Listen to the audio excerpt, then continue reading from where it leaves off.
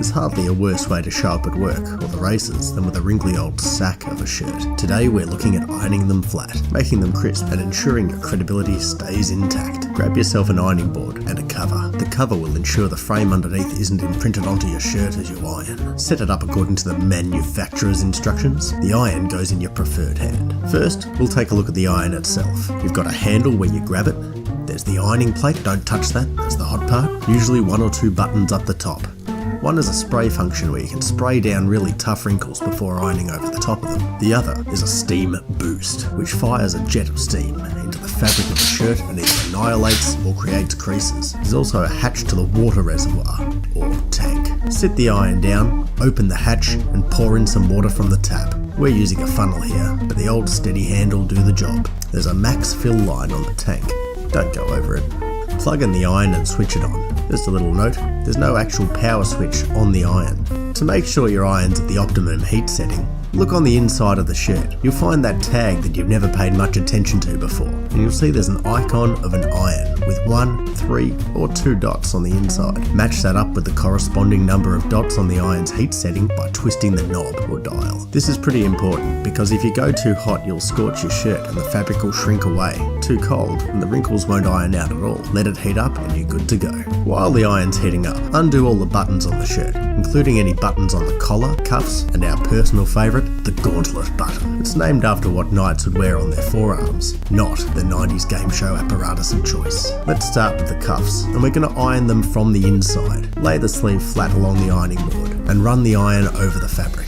You don't need to press hard, just let the heat, the steam and the weight of the iron do the job. Next is the bastard sleeves. These are notoriously the hardest part of the shirt, but stay calm. Grab the shirt by pinching at the seam under the armpit with one hand and the same seam at the wrist with the other hand. Roll till it's untwisted and lay it down on the board. Take the iron and while slightly tugging at the wrist to keep it straight, run it down the length of the sleeve. Now that you've got the bottom half flat, you can spread the iron north from there over the other half of the sleeve, and it should form a natural crease at the top with no creases in the middle. Do the same to the other sleeve. This part will take some practice. Stick with it. Next, we'll do the yoke and the collar. Take the shirt and slip the shoulder over the nose of the ironing board. The yoke is the back top panel of the shirt. We're going to break it down into 3 sections. Firstly, iron the shoulder, then the middle of the back, then the opposite shoulder. You can slide the shirt around the nose of the ironing board like so.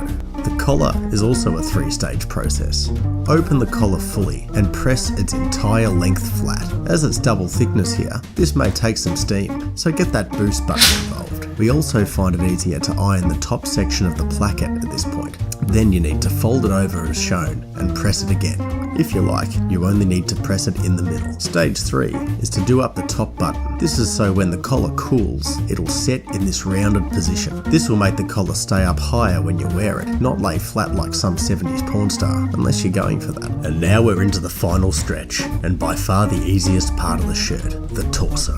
Nuzzle the nose of the ironing board back into the shoulder of the shirt, but this time, lay the front right panel over the top of the ironing board as shown. Take the iron and get that entire panel flat. Then, with the pointy end of the iron, get in between the buttons. You'll find this may leave some dimples, but you can go over them after.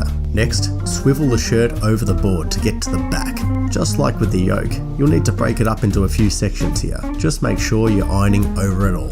It's the combination of heat, steam and weight that straightens out the fibres of the shirt into straight lines. Then, they cool in this formation, setting them in place. It's just like concrete sets into whatever mould you put it into, except not quite as permanent. Swivel the shirt around until you get to the front panel. As you get to the button holes, just flip the shirt to see the inside. A lot of them have doubled material here, and if the back isn't pressed, then the front won't look pressed either. So, you need to run the iron over the back first, then flip it back to how it was and go over the front. The only thing left to do now is grab yourself a coat hanger. If there are any little wrinkles left in the shirt, hang it up and gravity will do the rest.